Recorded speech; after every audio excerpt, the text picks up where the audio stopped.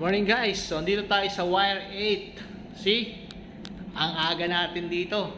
Nauna pa tayo dito sa Wire 8 guys. Yeah. Wow. See? Sa Wire 8 office tayo. Early morning.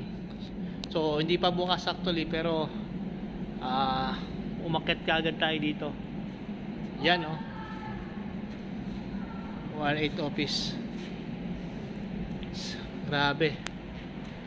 So bago, the Wire 8 office. Here. A Wire 8. Wow. Yun, no? Ito yung office ng Chief Executive Officer of Wire 8. So, alas 10 pa lang kabubukas pa lang ng mall. So, dito sila sa mall So, advisor. Business development. In progress. Yan. Grabe. Head operation. Ang laki ng opisina nila dito. Yan It's a big office.